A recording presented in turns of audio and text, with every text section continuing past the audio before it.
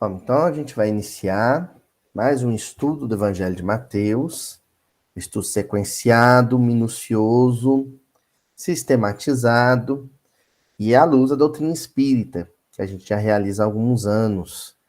Nós estamos atualmente no capítulo 15 do Evangelho de Mateus, mais precisamente na passagem que Jesus dialoga com um grupo de fariseus e de escribas, né? Só para a gente lembrar mais ou menos do que tratamos nas últimas semanas, né? Jesus começa a propor para os fariseus e para os escribas que o abordaram, né, uma reflexão em torno do mandamento honra teu pai e tua mãe. E da própria prática litúrgica em torno do templo, né? Da liturgia do templo, dos ritos do templo, né? Mais especificamente a questão do altar do holocausto. Então Jesus diz, olha, honrar pai e mãe, né, equivaleria, e aqui a gente está ousando colocar palavras na boca de Jesus, mas não de que ele não as tenha ditas subliminarmente, né? Ele não as disse explicitamente. Mas basicamente honrar pai e mãe é mais do que simplesmente obedecer os progenitores. O pai e mãe aqui significa uma tradição de espiritualidade, da qual aqueles escribas e aqueles fariseus também descendiam. E aí Jesus vai dizer, olha, não adianta você colocar uma oferenda no altar do holocausto, não adianta você cumprir com as suas obrigações litúrgicas, né, ritualísticas em torno do templo de Jerusalém, se você não respeita a tradição de espiritualidade, não honra a tradição de espiritualidade da qual você é descendente, através de bons atos, de gestos e de atitudes generosas, misericordiosas, caridosas para com seus semelhantes. E essa censura que vocês estão dirigindo aos meus discípulos, ela é uma censura descaridosa, uma censura infeliz. Esse é a reflexão das últimas semanas, né? Mais especificamente na última semana, a gente também refletiu sobre o que seria, né, um bom devoto, um bom crente, um bom religioso, e por aí vai. As expressões variam conforme a agremiação religiosa, né? No nosso caso, um bom espírita, né? E a gente viu que esse bom espírito, esse bom religioso, esse que sanciona ou que valida, né, os mandamentos e as tradições de espiritualidade, da qual descendemos, né, que remetem a Abraão, na Antiguidade Oriental. A gente faz isso no dia a dia. Quando a gente é duro, rigoroso em excesso com as faltas do nosso semelhante, a gente está invalidando esses mandamentos. E quando a gente é generoso, é caridoso, é terno, é amável com o semelhante, a gente está validando. Temos alguns exemplos, né? Eu dei alguns exemplos do meu cotidiano, e ficou aí a dica para quem acompanha o estudo, né, na internet, prestar mais atenção para bons exemplos que estão assim, ó, debaixo do nosso nariz. É isso que eu quis destacar quando eu contei aquelas 3 historinhas, né? De 3 amigos queridos, né? Falei o do Tonzinho, né? Contei uma história do Tonzinho. O Tonzinho não estava presente, hoje ele está. E o Tonzinho, mas eu falei de você semana passada. Então, falei do Tonzinho, falei da tia Adriana, falei do meu amigo Walter Paiva. Mas não é que eu quero que eles sejam um exemplo na vida de vocês ou de quem está acompanhando o estudo, não. Eles são na minha vida. A dica que fica é: preste atenção ao seu redor. Olhe ao seu redor. Podemos estar lidando com verdadeiros e genuínos filhos de Abraão, às vezes debaixo do nosso teto. E a gente não tem sensibilidade para perceber isso. Não é? E hoje, Jesus vai, vamos dizer assim, apimentar a discussão. Ele vai endurecer o discurso. Quem achou que Jesus estava sendo já enérgico, né, na fala dele, é hoje que ele endurece o discurso. Eu não sei se o pessoal, na hora, fez uma cara feia, ou torceu o nariz, ele falou, vamos ver como é que Jesus endurece esse discurso? Então, ó, Mateus capítulo 15, versículo 7. Hipócritas, Isaías profetizou bem a vosso respeito, dizendo... E aí o que Isaías disse, né, o trecho de Isaías que a gente vai fazer referência, aliás, o evangelista fez referência, a gente vai comentar, fica para a semana que vem. Hoje a gente fica com o anúncio da fala, né, a introdução da fala, que é com uma admoestação assim, firme, enérgica e com autoridade moral, que é o que singulariza a chamada de atenção de Jesus, né? Hipócritas, com ponto de exclamação. Então ele falou firme, hipócritas. Isaías já falava de vocês. Não especificamente de vocês, mas do tipo que vocês representam. Do tipo humano que vocês representam aqui nessa cena. E nós vimos que nós temos os nossos correspondentes e contemporâneos, né? Que a gente vai definir com a palavra hipócritas. Então, a palavrinha em destaque para a análise de hoje é hipócritas. Mas eu quero fazer um tratinho com vocês. Um pacto de dedo mindinho. Eu faço trato de dedo mindinho com o Chico. Eu vou fazer um trato de dedo mindinho. Esse talvez seja o ponto mais acalorado da passagem que nós estamos estudando. Mas nós vamos fazer um esforço mental. Todos nós. Eu fiz para preparar o estudo. Agora vocês vão fazer para refletir sobre o que nós vamos propor aqui. Todas as vezes que a palavra hipócrita for mencionada no estudo de hoje, ou analisar no estudo de hoje, ou suas variantes, né? Hipocrisia, hipócrita, né? Hipócritas no plural, né? Que é bem apropriado, né? Nós vamos fazer um exercício que é o de não pensar em ninguém. Em ninguém que não seja eu mesmo. A tentação é forte. Eu sei. A dona Tatiana já deu uma risadinha. Porque aí, quando Jesus chamou os fariseus de hipócritas. O Aloysio acabou de dizer que ele não está se referindo somente àquelas pessoas, mas a um tipo humano que existia naquela época, que existe em nossos dias, e aí a minha cabeça começa a fazer a lista dos travessos do Papai Noel, né? Não é assim? O Chico morre de medo da lista dos travessos do Papai Noel. Ele sempre pergunta se ele está na lista dos travessos. Aí começa a fazer a lista dos travessos. O meu chefe é um hipócrita. Tem aquela minha prima que aparece uma vez no ano, ela é hipócrita que Nossa Senhora. Tem aquela minha tia fofoqueira do WhatsApp também. O prefeito da minha cidade, o governador do meu estado, o presidente do meu país, o ator fulano de tal, deu uma declaração, homem hipócrita. E lá vai a lista. Aquele jogador de futebol também, ele hipócrita demais. E quando chega na casa espírita, então, no nosso ambiente de trabalho religioso, aí a lista aumenta, né? Não é assim?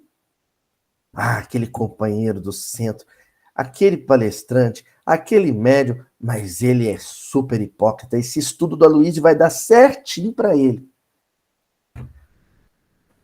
Essa é a nossa tendência inevitável e o nome disso é tentação. Nós vamos, em prece pessoal, pedir a Jesus para não nos deixar cair em tentação. Eu não vou pensar em ninguém.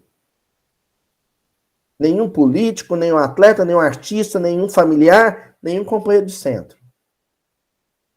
Eu sou hipócrita. Eu sou hipócrita. Eu, Aloysio Elias, sou uma pessoa extremamente hipócrita. Este que vos fala é uma pessoa extremamente hipócrita. Para fazer o que eu faço toda quarta-feira aqui e ainda põe no YouTube, tem que ser muito cara de pau. Eu sou um sujeitinho cara de pau. E isso me incomoda, e isso me faz sofrer, e isso me causa um mal-estar danado. Mas ai de mim se eu não fizer. Mas eu caio nesse limbo, nesse pântano, nesse lamaçal. E preciso me assumir aqui na frente de todos vocês. Só no canal 10.800 pessoas com um baita de um hipócrita, ou mais um hipócrita dentro do movimento espírita. Começamos bem? Começamos bem, né? Então é por aí. Por aí. Não vou pensar em ninguém. Não vou apontar o dedo para ninguém, porque senão vou estar reforçando a minha hipocrisia.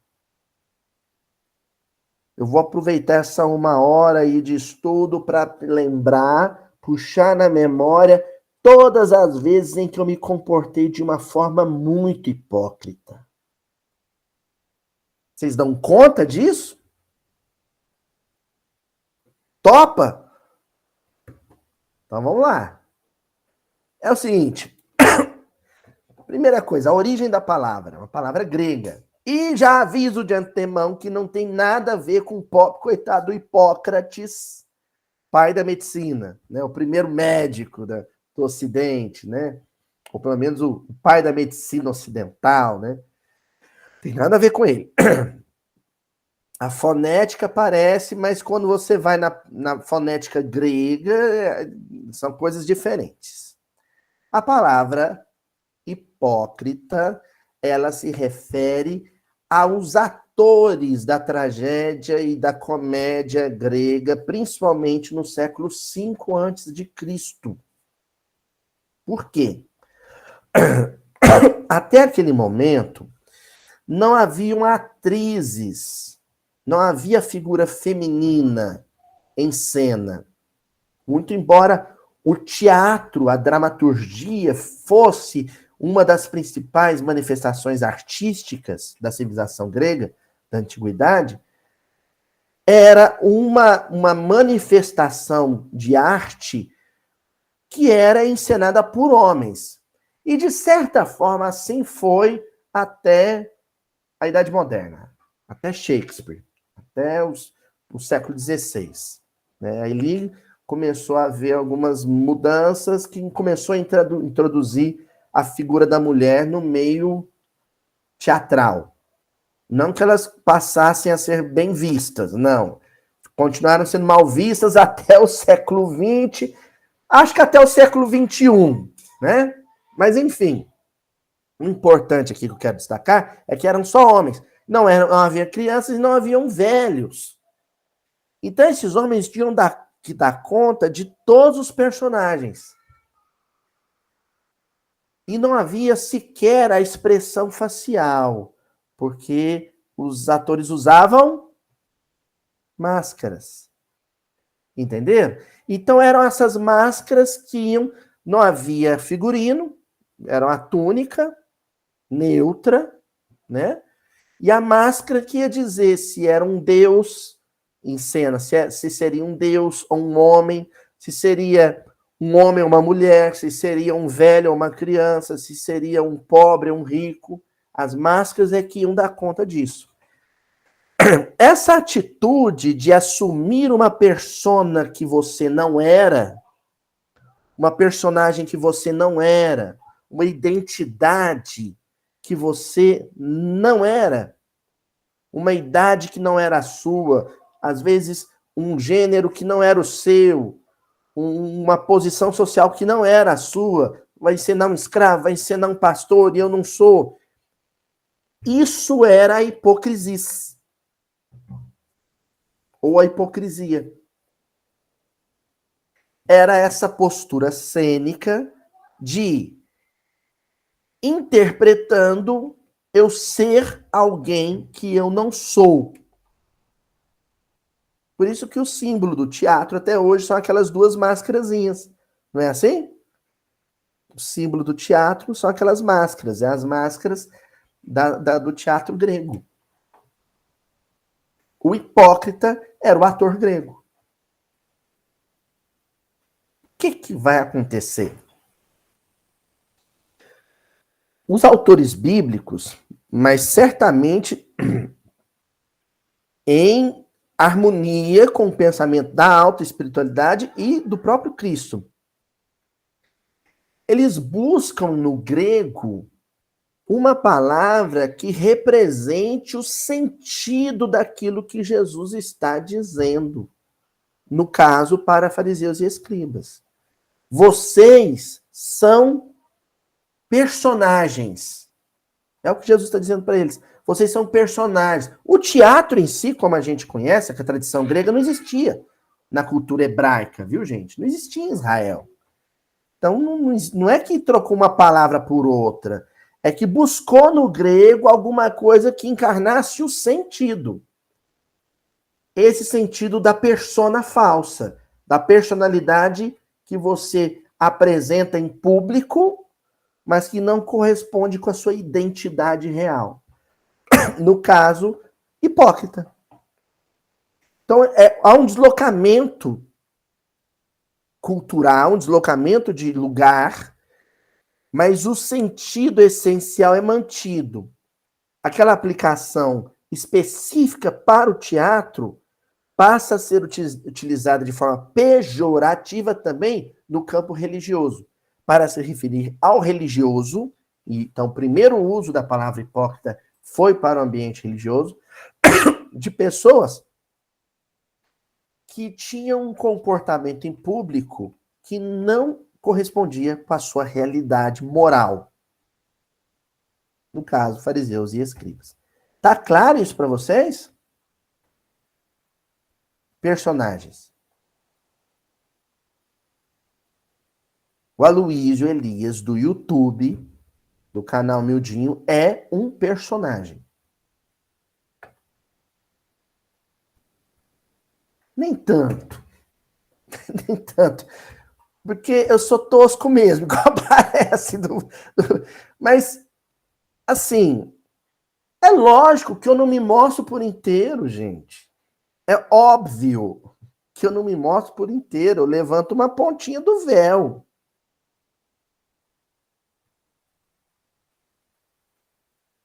É óbvio. O importante é levantar pelo menos uma pontinha do véu. Você está entendendo? E o mais importante é não fazer meia culpa, ou meia culpa, para usar um termo jurídico. Olha só, a gente não pode ir nos extremos, porque aí tem um outro extremo que é o sincerão, agora tá na moda. As pessoas são aplaudidas quando elas são sinceronas. No mundo da internet, então, elas são super sinceras, né? Eu sou eu mesmo, com os meus defeitos, eu sou esse que você tá vendo. Quem gosta, gosta. Quem não gosta, dá no pé. Quer dizer, você usa a sinceridade como desculpa, na verdade, para ser mal educado, para ser estúpido, para não ter papas na língua, para não ter educação, bom senso, senso de ocasião. Isso é um extremo. O outro extremo é quando você se oculta totalmente, cria uma persona muito distante daquilo que você é. Entenderam? As personagens psicológicas de ocasião, em certa medida, mas isso aí é uma discussão junguiana, assim, meio polêmica, em certa medida pode até ser saudável, lógico, a gente tem que ter medida, né?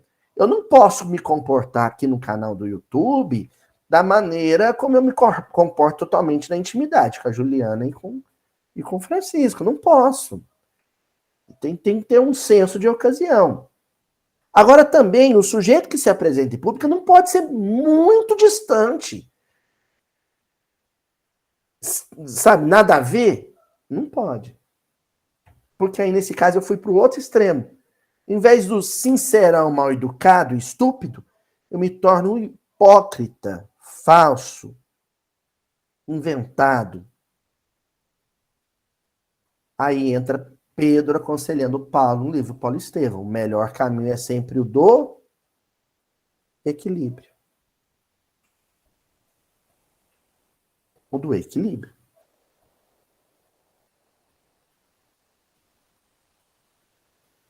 Certo? Essa é uma introdução que eu fiz para a gente começar a aprofundar a questão. Não vamos falar hoje da figura do sincerão. Dá um bom assunto, hein? Tá na moda agora o sincerão, o sujeito que fala o que quer. Ah, tô nem aí. Eu atiro. Quem acertar, acertou. Não é assim. Não é assim. Você faz estrago. Tá? Você causa danos. Você derruba a bolsa. Você não pode, sabe? Você tem que ter medida, tem que ter bom senso. Não é assim. Podemos até discutir isso depois, mas hoje o foco é a figura do hipócrita. E vamos fazer um recorte, para a gente não desviar muito ou ampliar demais o leque de discussão. O hipócrita em ambiente religioso. O hipócrita religioso. Tá?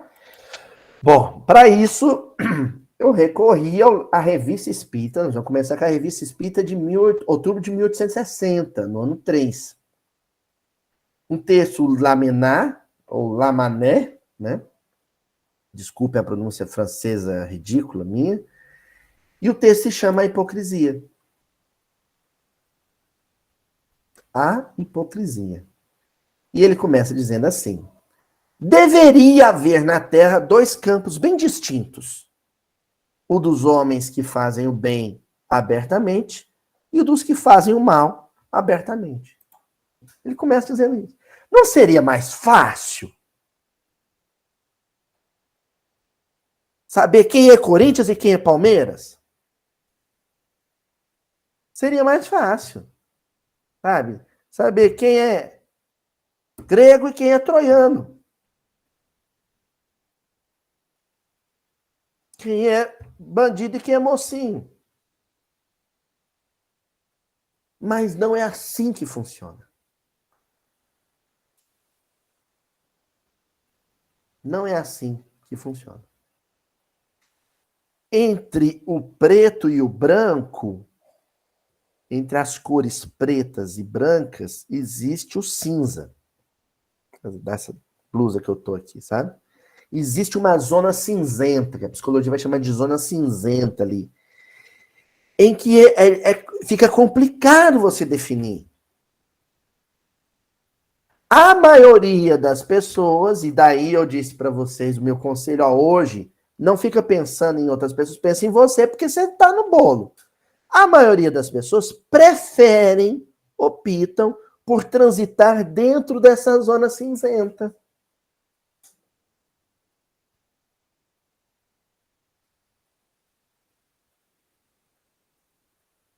Transitam nessa zona cinzenta. Tem uma música do Dominguinhos com o Chico César. Deixa eu ver se eu encontro aqui. A letra é ótima. Acho que eu encontro. Aqui, ó. Já achei, ó.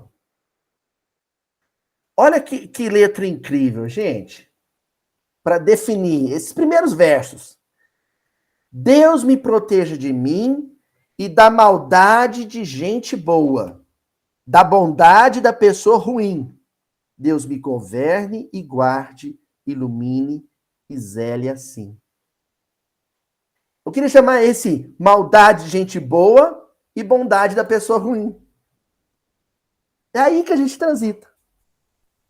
Gente boa que faz maldade e gente ruim que também faz bondade. A gente transita aí.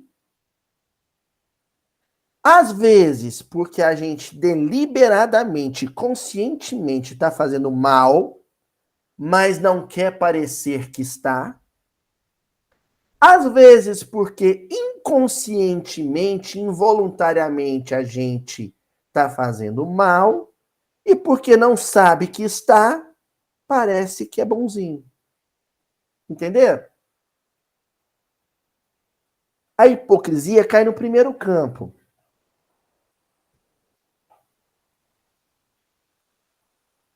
Nós não estamos falando aqui do mal que se faz julgando ser um bem. Nós estamos falando aqui do mal que eu não quero que ninguém saiba que é feito. Porque isso pode comprometer uma personagem que eu criei para o convívio social. Nisso, há uma complicação moral muito grave.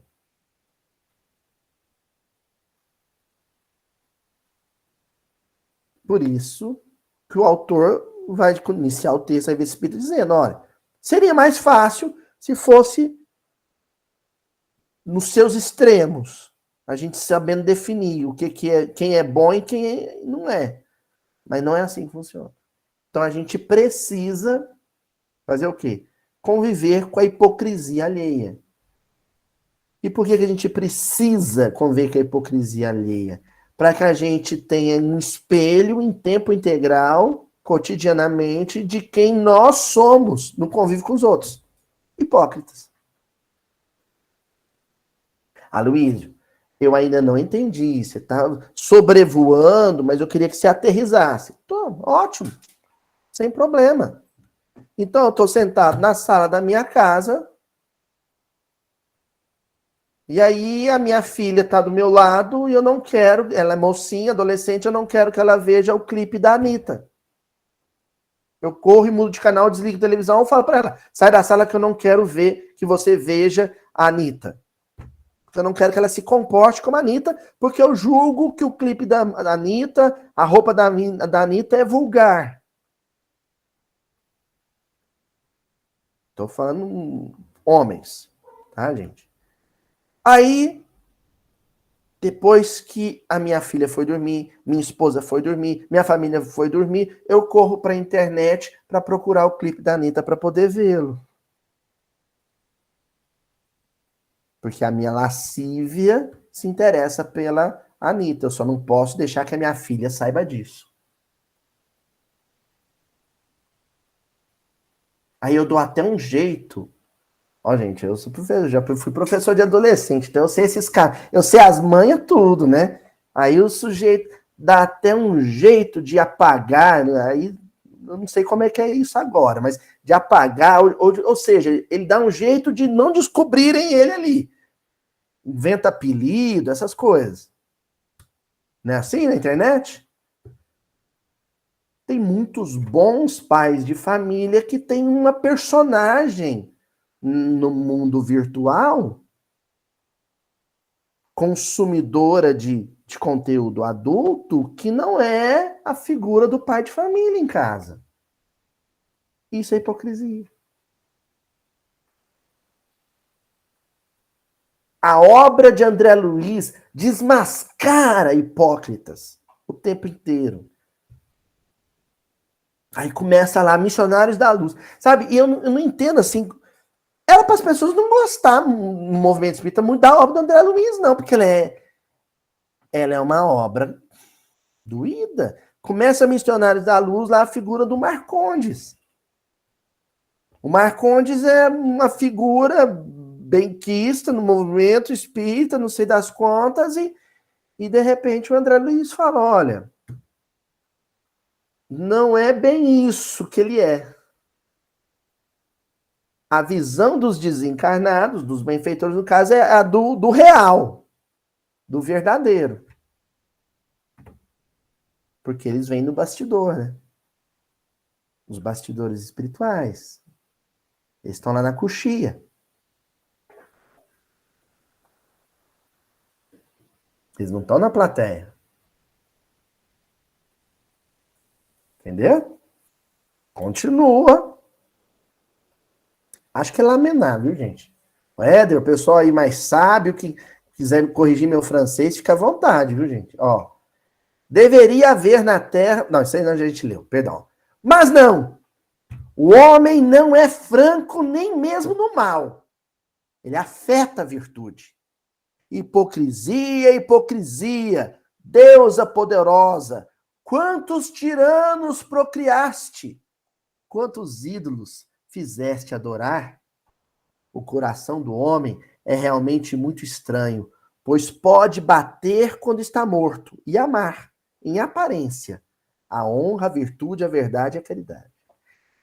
O que eu mais gostei nesse trecho, mais gostei nada porque dói, né? Mas o que eu queria destacar nesse trecho é essas duas perguntas, né? Quantos tiranos a hipocrisia já criou e quantos ídolos ela também já criou? Tiranos, porque se torna um dominador, um controlador de consciências. Ídolo, porque a estratégia de domínio é a sedução, a fascinação, pelo carisma.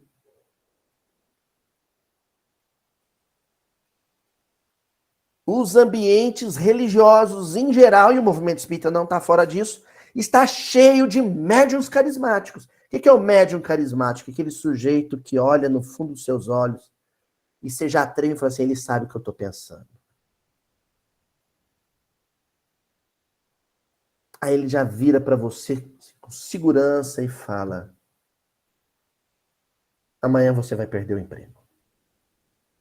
Ou então, fala para a moça, você vai conhecer seu esposo o ano que vem.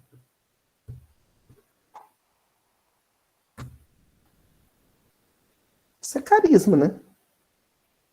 A pessoa fala bem, fala com autoridade, e aí você, uau! Pronto. Caiu na rede, ou na teia. Você se torna submisso. E porque você se torna submisso a esse personagem, né? Lembra do personagem do Ronald Golias na Praça é Nossa? Uala! Né? O guru, a figura do guru. E aí vai, o seguidor vai atrás. Por isso que esse negócio de internet seguidor aí é meio tenso, hein?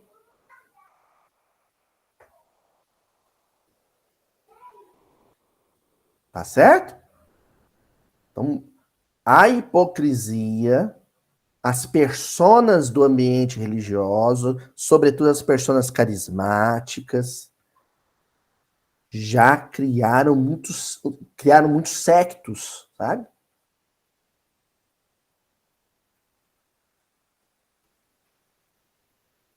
A gente não deve adorar nem Jesus Cristo.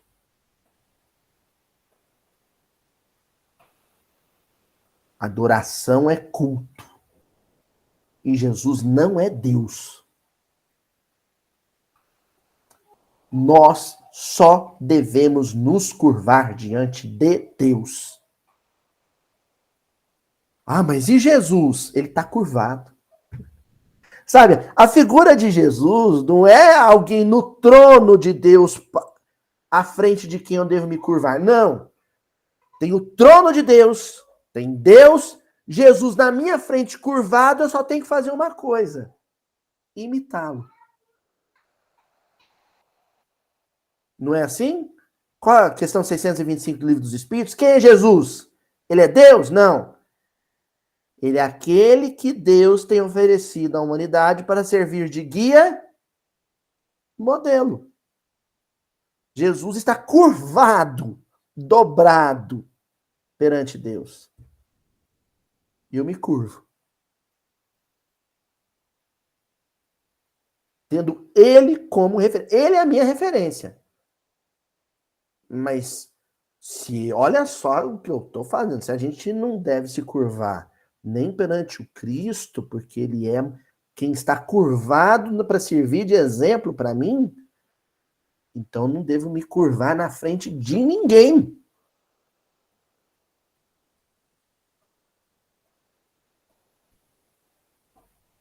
Mas como que é isso, Luiz? Simples. Tudo que alguém me disser, ponho paralelamente e observo. Isso aí é orientação kardeciana. É o critério de Kardec. Comparo a vida de Jesus, comparo o que a pessoa disse. Porque Jesus é o meu referencial de servo de Deus. Se eu quero reconhecer se alguém é servo de Deus, eu comparo a fala e as atitudes dessa pessoa com as de Jesus.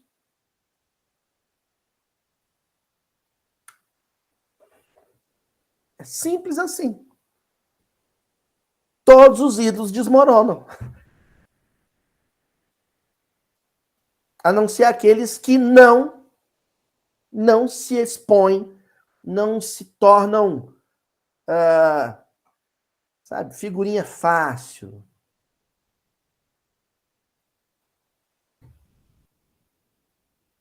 Tem gente que dá a cara a tapa.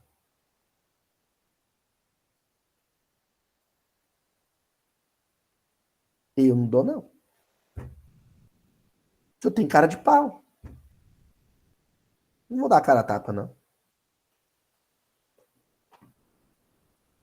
Ó, vocês escutam o miudinho, vocês anotam o miudinho, vocês assistem de novo o miudinho. Mas não imito o que eu faço, não, porque eu só faço besteira. Só faço lambança. Quem convive comigo mais de perto sabe o tanto de atrapalhada que eu faço.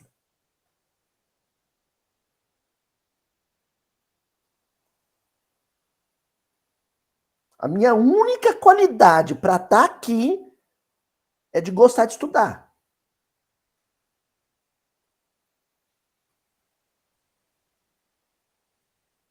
Só. Agora, quando vocês quiserem exemplo, é a dica da reunião passada. Ficar atento para os que ficam caladinhos, né? Os que gravam vídeo no YouTube, não. Os que estão caladinhos ali, ó. Ó, ali, ó. É aquele ali, ó. Aí você junta a vida do fulano com o que o Aloysio falou. Aí funciona. Mas não mistura o que o Aloysio falou com a vida do Aloysio, não, que dá tilt. Dá curto. Vocês não fazem isso comigo, não. Então vocês me complicam mais do que eu já tô complicado, né? Ó. Não. Pelo menos com alberguezinhas eu quero ir. E ó, continua o autor.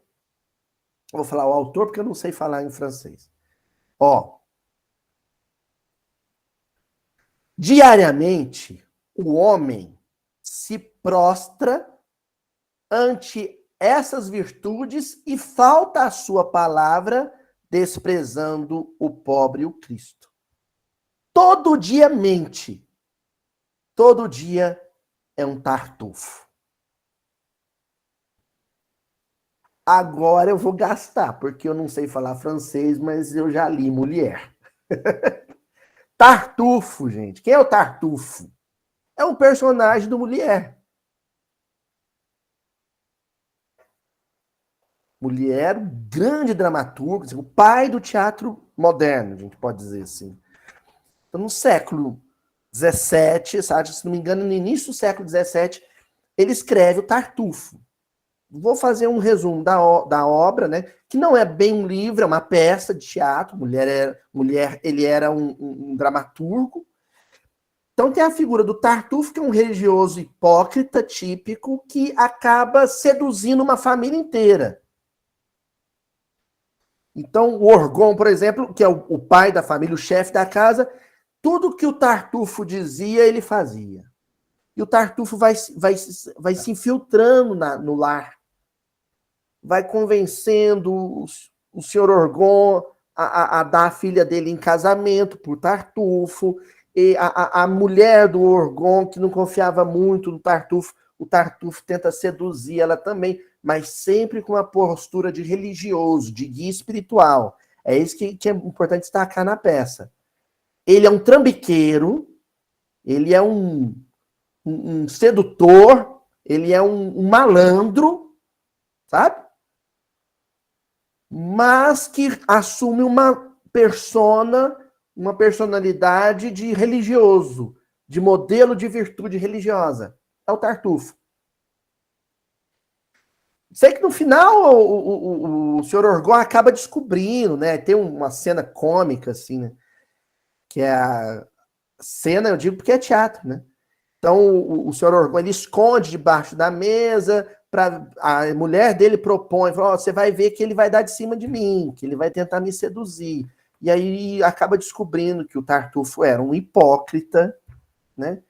Mas aí já era tarde, porque o senhor Orgon tinha feito uma besteira que tinha passado a escritura da casa para o nome do Tartufo.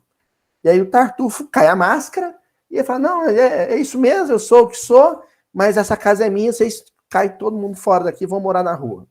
Enfim, estou resumindo a obra para vocês entenderem essa referência que está na Revista Espírita. Vou repetir. Todo dia mente, todo dia é um Tartufo. Esse personagem do mulher, ele é a síntese de muitos espíritas, de muitos sedutores do movimento espírita, hipócritas. Gente, ó, uma lábia, ó, somebody love.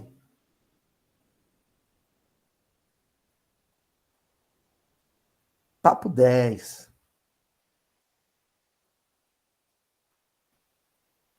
Nossa reverência de adoração é a figura de Deus. Então, se você quiser estar em contato com Deus, não busca um discurso, não. Não busca uma palestra, não. Busca seu nenenzinho dormindo.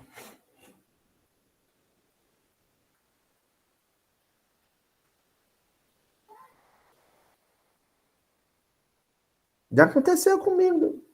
Eu tô angustiado, sem cabeça para escutar uma palestra. O Chico tá dormindo, eu sentei na beira da cama dele, fiquei olhando ele dormir. O barulhinho dele ressonando. Foi um trabalho mediúnico que me reharmonizou completamente.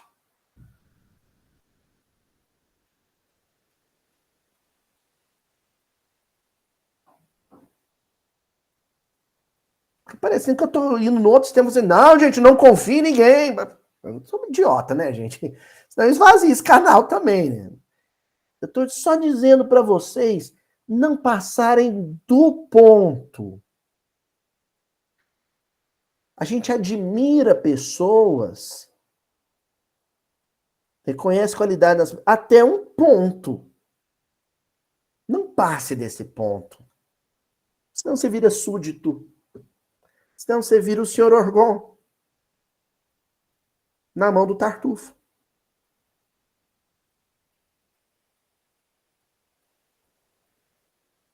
Tente manter uma relação direta com a figura de Jesus. Eu vou oferecer mais elementos. Esse não é um estudo que encerra só hoje, viu, gente? É o resto da passagem em torno disso. Então, calma, não desespera, não, que eu vou oferecendo muitos elementos para a gente meditar sobre isso. Ó, continuando. Quantos homens parecem honestos porque a aparência muitas vezes engana? Cristo os chamava sepulcros caiados, isto é, cheios de podridão por dentro e limpos por fora, brilhando ao sol. Esse texto da Revista Espírita é um texto meio angustiante, porque você vai lendo ele, e até a certa altura é um texto mediano, assim, em termos de tamanho, e você fica assim, nossa, então não confio mais nem na minha sombra, né? Dá uma certa angústia, mas calma. Porque nós vamos trabalhar só com ele.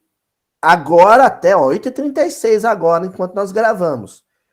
Eu só estou apresentando o problema. Mas tem solução. Tá? Mas existe um problema.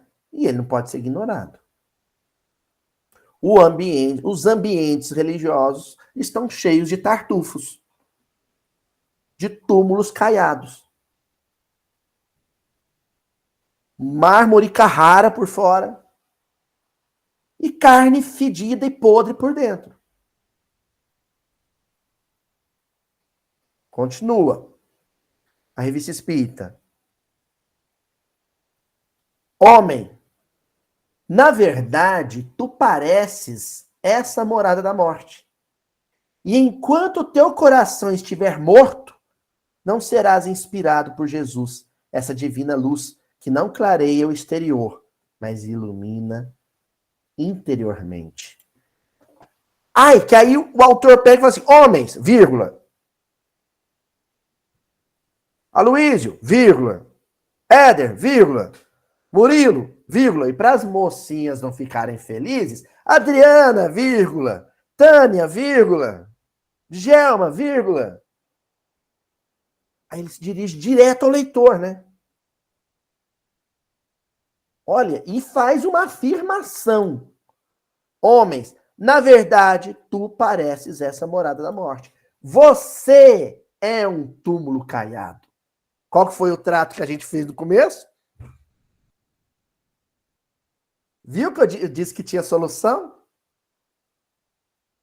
Qual que é a solução para um texto que até esse momento te faz achar que o inimigo está por fora? Ai, não vou confiar em mais ninguém, todo mundo é hipócrita. Qual que é a solução? Parar de olhar para fora e olhar para dentro. Eita, o criminoso sou eu, o hipócrita sou eu, o perigo sou eu.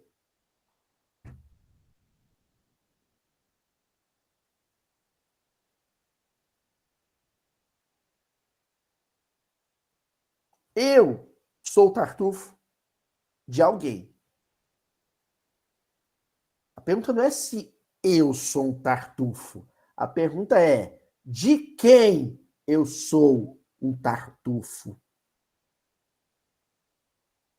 Pior, de quantos eu sou um Tartufo.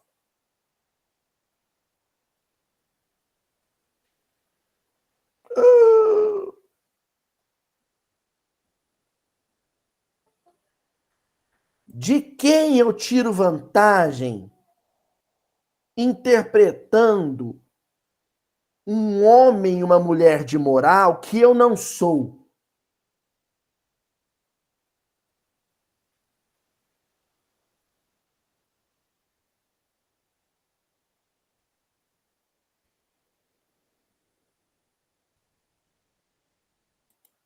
Ó, a hipocrisia, entendei bem, é o vício da vossa época, e quereis fazer-vos grandes pela hipocrisia. Em nome da liberdade vos engrandeceis. Em nome da moral vos embruteceis. Em nome da verdade mentis. Que texto, né, gente? Um texto de 1860.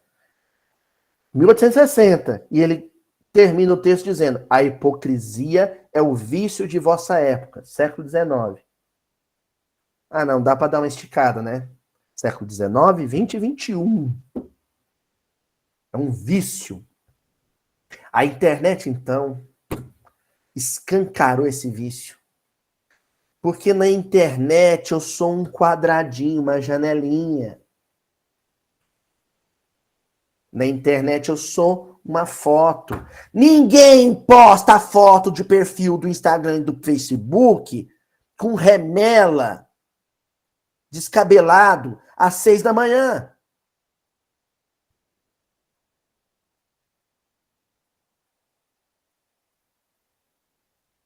Ninguém. Todo mundo se ajeita. Faz até biquinho, assim, ó. Não é? Ó.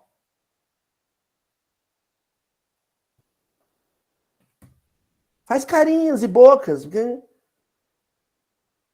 gente se arruma para sair. Então, aquele lá do perfil da rede social não sou eu.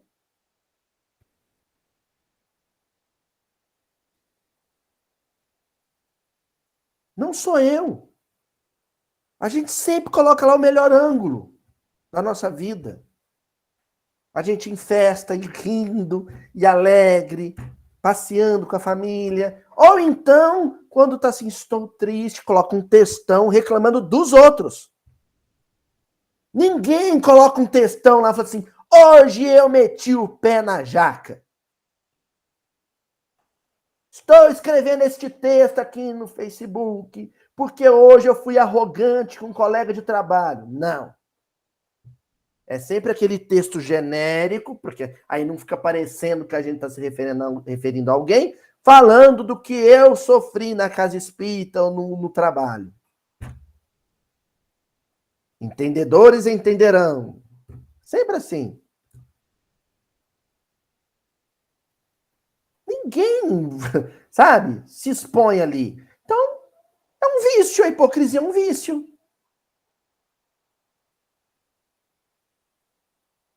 Um grande vício. A gente é viciado em ter personas.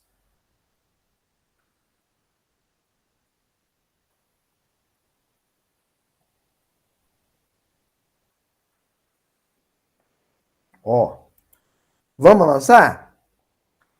Eu adoro esse texto do Hilário Silva, ele é ótimo.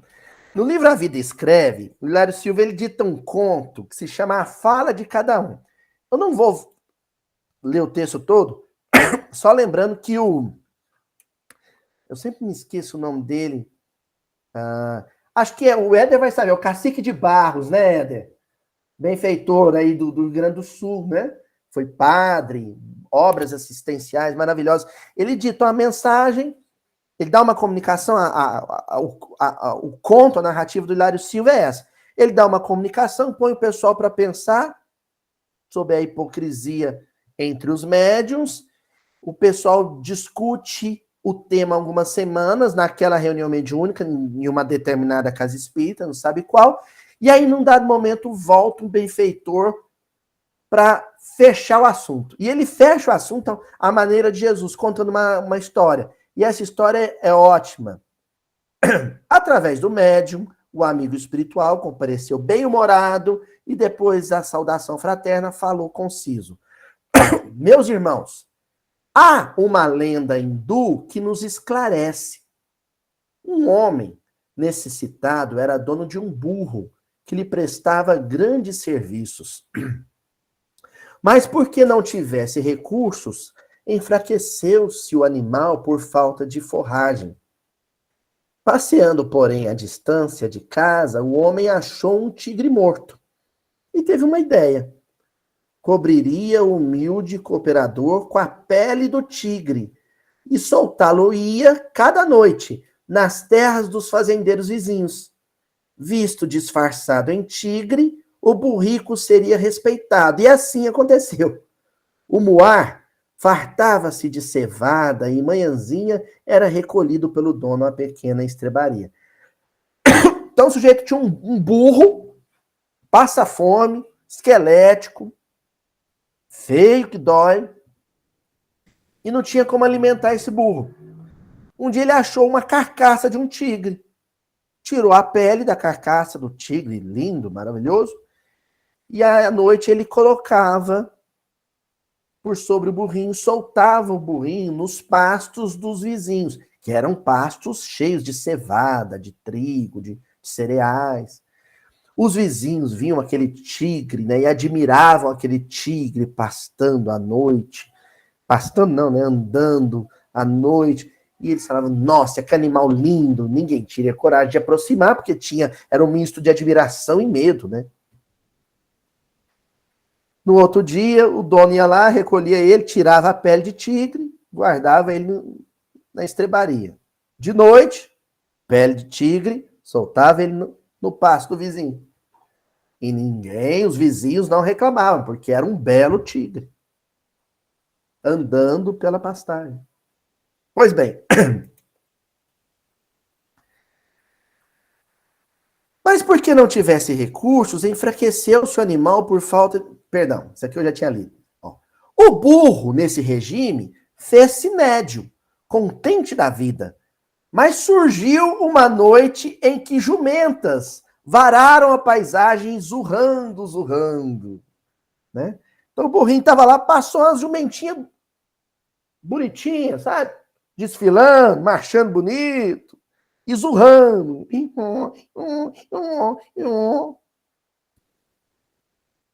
E o burrinho, todo galã, né? Vocês viram que eu faço uma cara de burro perfeita, né?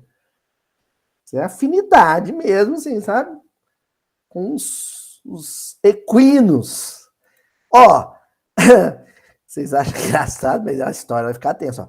E o burro, acordado nas afinidades do instinto, zurrou e zurrou também. Ó, ó, ó, ó. Os fazendeiros, com isso, descobriram a farsa e mataram-no a cacetadas, rasgando-lhe toda a pele.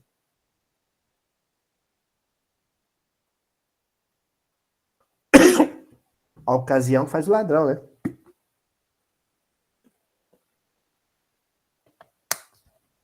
Foi só passar um grupo de jumentinhas zurrando para que a realidade, o verdadeiro eu daquele burrinho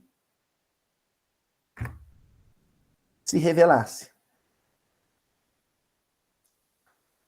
Aí o símbolo da jumentinha zurrando e passando pode ser o dinheiro, pode ser a sexualidade, pode ser o poder, mas alguma coisa vai fazer a minha essência infeliz se mostrar.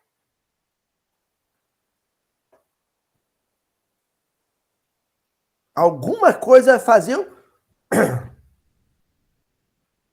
o dia que cai um dinheiro maior na minha mão, o dia que me colocam num cargo mais expressivo, o dia que eu sou, que alguém me acha bonito ou bonita,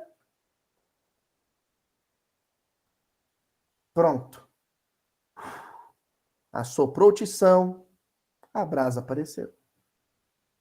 E aí encerra a lição, benfeitor, né? O orientador fez uma pausa e continuou. Nome, forma, gesto, fama e autoridade são aspectos na pessoa, sem serem de modo algum a pessoa em si. E em seguida concluiu: se vocês quiserem realmente conhecer benfeitores e malfeitores, sábios e ignorantes, sãos e doentes, encarnados e desencarnados, escutem com atenção a fala de cada um.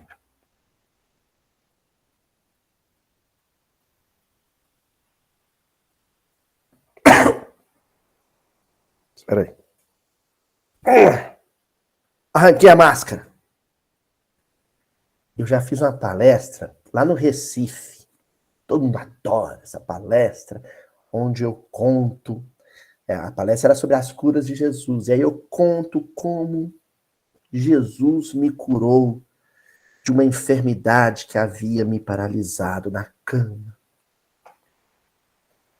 Outro dia a dona Cíntia me mandou uma mensagem: estou assistindo sua palestra, As Curas de Jesus. E lá eu conto como foi o meu sofrimento e aquele momento em que eu pego o evangelho e o evangelho me faz acreditar que o Cristo podia me curar. Eu só não contei lá, dona Cíntia, que os meus 2, 3 primeiros dias de internação, as enfermeiras queriam ver o capeta, mas não queria ver o Aloysio Elias. Porque eu, simplesmente pelo celular e internet, fiz um estudo clínico da medicação que seria administrada, como ela deveria ser administrada e quantas horas, de 12 em 12 horas. Então, se elas atrasavam 10 minutos para ir dar eu já pegava a campainha, pé, pé, pé, e elas entravam no quarto e eu já estava com aquela cara, sabe? De obsessor das trevas, assim. aquele cheiro de enxofre no quarto. Assim. Você atrasou com a minha medicação! E aí ela ia aplicar e eu ficava observando para ver se ela ia fazer a manobra de enfermaria correta. Porque eu virei isso. E assim foi. Reclamava da comida do hospital, reclamei da cama, 2 horas da manhã e o povo tendo que trocar uma cama, um colchão, porque eu estava reclamando do colchão. Depois trocando a cama, porque eu estava reclamando da cama.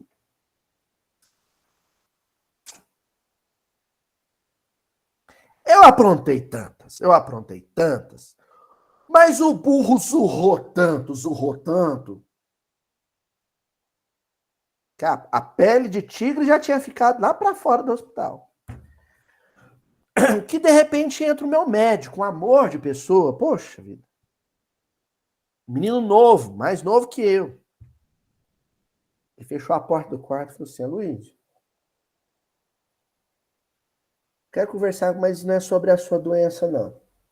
Fechou a porta do quarto. A Juju estava no quarto comigo. Ele falou assim, olha, eu vim aqui para te conversar com você, para falar o seguinte, você não deu uma melhorada, cara, eu vou te transferir de hospital. As meninas estão me reclamando, não faz isso não, Luiz. Tá todo mundo aqui fazendo o melhor que pode. Essas meninas trabalham horas e horas aqui, ó, atendendo um monte de quarto. Você não tá sozinho nesse hospital, não, cara. Você melhora porque boa parte dessa dor na sua coluna aí, ó, é estresse, cara.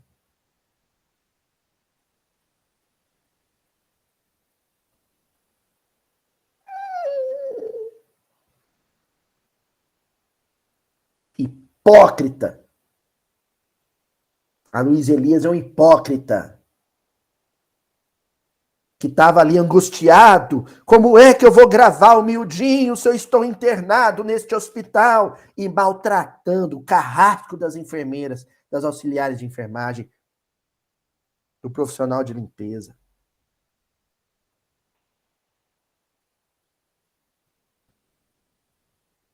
No dia seguinte, fizeram uma lavagem intestinal em mim e eu não consegui sair da cama. E um auxiliar de enfermagem limpou minhas fezes. Mas sabe qual que é a verdade? É que eu tava fazendo cagada há dias ali. Já. E eles já estavam limpando o meu cocô vibratório, o meu cocô moral há dias. A pior cagada minha naquele hospital não foi a da fralda. Foi da hipocrisia, do comportamento infeliz de um estudioso do evangelho que não soube se comportar de forma digna no momento de enfermidade.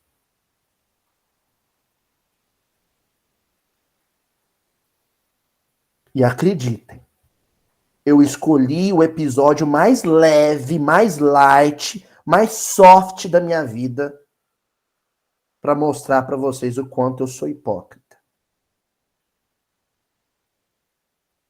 Existem os inconfessáveis.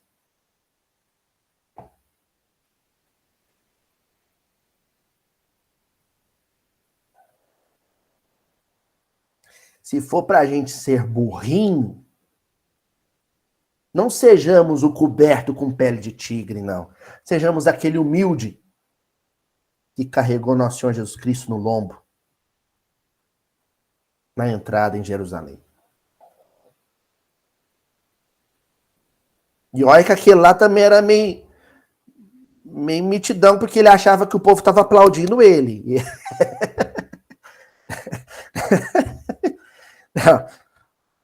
Vamos carregar Jesus nas costas e consciente que o aplauso é para quem a gente leva no lombo. Né? Certinho? Vamos encerrar por hoje. E pensem a semana inteira. Eu sou um burrinho em pele de tigre. Eu sou um hipócrita. Com quem eu tenho sido hipócrita? Ou com quantos eu tenho sido um hipócrita? Um tartufo. Até a semana que vem, gente.